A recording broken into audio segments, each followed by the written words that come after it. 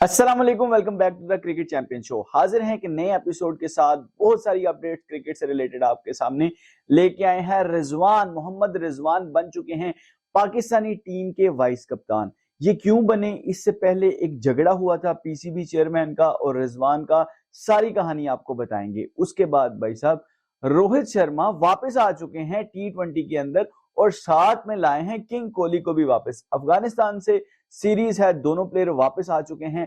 हार्दिक पांड्या के लिए एक दफा मोए मोए वाला सीन हो गया है, वो क्या है वो भी आपके साथ शेयर करेंगे। बाबर आजम को चाहिए 22 रन से एक नया रिकॉर्ड बनाने के लिए, वो रिकॉर्ड क्या है वो आपके साथ शेयर करेंगे। और भाई उसके साथ साथ जो बड़ी खबर है वो है डेविड वार्नर पीएसएल के अंदर खेलेंगे या नहीं खेलेंगे, ये क्या सीन होने वाला है, वो सारी डिटेल आपके साथ आज की वीडियो में शेयर करेंगे। मैं सईद फैजान शाह आपके लिए लाता हूं क्रिकेट से रिलेटेड मजेदार किस्म का कंटेंट। आप दोस्तों से हमेशा छोटी सी रिक्वेस्ट करता हूं, चैनल को सब्सक्राइब कर दिया करें। सबसे पहले सबसे बड़ी खबर, मोहम्मद रिजवान को बनाया गया है T20 के अंदर वाइस कप्तान। अब ये बड़ी खबर क्यों है और इसके पीछे लॉजिक क्या है? सबसे पहले अगर आपको याद नहीं है तो कुछ वीडियोस पहले मैंने आपको बताया था कि जिसमें मोहम्मद हफीज और वहाब रियाज जो कि चीफ सिलेक्टर, उन्होंने कहा था कि भाई हम बाबर और रिजवान को सारे मैचेस नहीं दे रहे, हम इनको रेस्ट करवा रहे हैं। फिर आखिरकार ऐसा क्या हुआ कि रिजवान को वाइस कप्तान बनाया गया? उससे पहले 22 दिसंबर को एक ऑडियो लीक हुई पीसीबी चेयरमैन ज़का अशरफ की। उसके अंदर भी उन्होंने कहा था कि भाई बाबर का वो ये फलाना एजेंट है, तला नामी इसका भी ये एजेंट है, इसलिए मैंने इसको नहीं बनाया।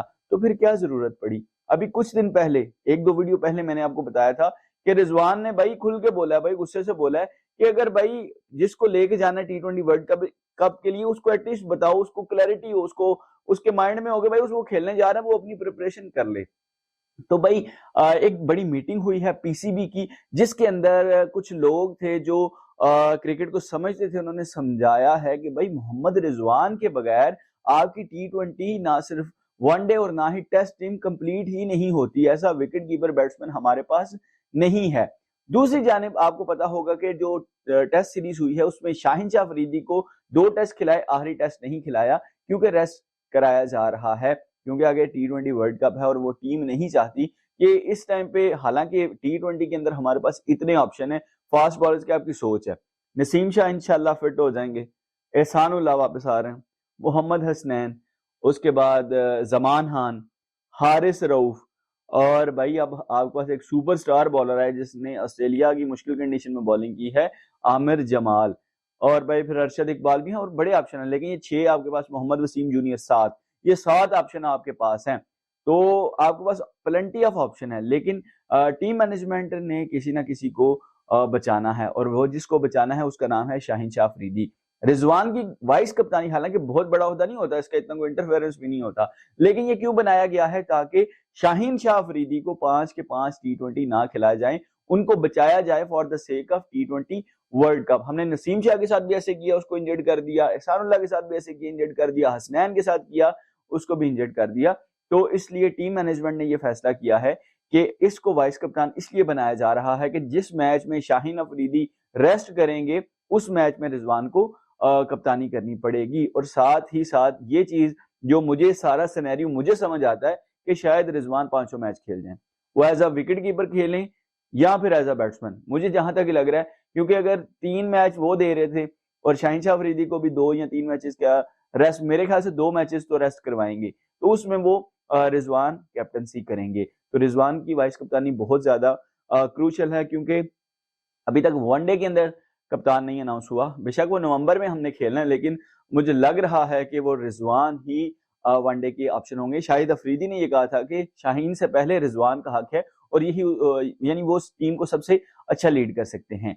ये सारा सिनेरियो है कि रिजवान की वाइस कप्तानी क्यों इंपॉर्टेंट है। ज़का अशरफ जो रिजवान के खिलाफ थे, बाबर का दोस्त है, आज वही उनको वाइस कप्तान क्यों बनाया? क्योंकि मीटिंग में उनको समझाया गया कि भाई रिजवान के बगैर इस टाइम पॉसिबल नहीं है, तो इसलिए उनको ये ओहदा दिया गया है।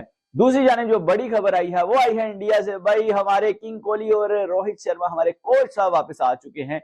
काफी दिनों के बाद मैं इनको T20 के अंदर खेलता हुआ देखूंगा, इवन वाइट बॉल में खेलता हुआ देखूंगा। वर्ल्ड कप का फाइनल, फिर इनकी सीरीज भी हुई है साउथ अफ्रीका में, वहां पे भी ये जस्ट टेस्ट में ही खेले हैं। तो मुझे देखने को मिलेगा भाई अपना किंग कोहली वापस, अपना कोच हमारा रोहित शर्मा वो वापस आए हैं। टीम अनाउंस कल हो चुकी थी।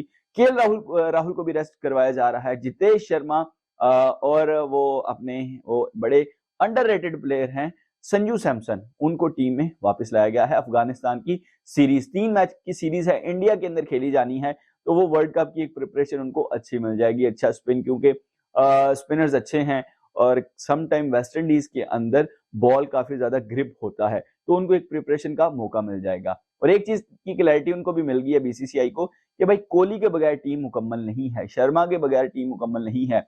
ये अगर आप होम सीरीज इनके बगैर जीते हैं ना, जो सीरीज थी ऑस्ट्रेलिया वाली, यकीन करें अगर आप विराट कोहली और रोहित शर्मा को निकालें तो ओवरसीज में लॉन्गर फॉर्मेट आपके लिए सरवाइव करना बहुत ज्यादा मुश्किल हो जाएगा।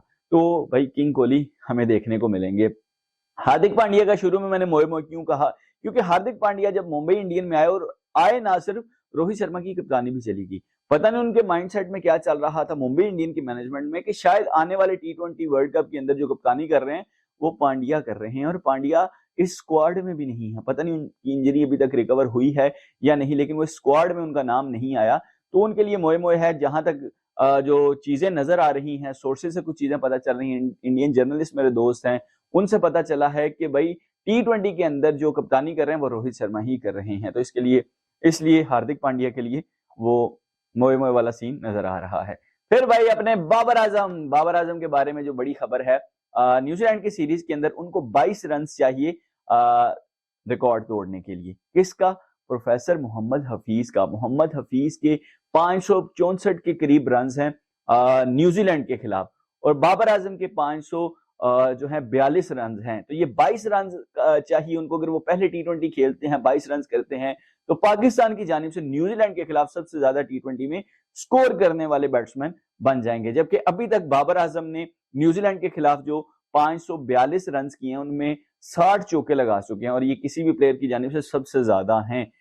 तो ये देखने में मजा आएगा कि बाबर आजम वो रिकॉर्ड तोड़ते हैं या नहीं। इंशाल्लाह तोड़ेंगे, कमबैक करेंगे, बड़ा खिलाड़ी है, हमेशा हम सपोर्ट करते हैं, जब गलत होते हैं तो क्रिटिसाइज भी करते हैं, लेकिन इस टाइम उन्हें सपोर्ट की जरूरत है। और होप सो वो T20 के अंदर अपनी फॉर्म वापस लाएंगे। अगर तो उनको मैचेस पूरे मिल जाते हैं, रेस्ट नहीं करवाते, तो होप सो कि हमें सेंचुरी भी देखने को मिले। जबकि बाबर आजम 1 सेंचुरी और 4 निस्फ सेंचुरियां यानी 50 लगा चुके हैं न्यूजीलैंड के खिलाफ।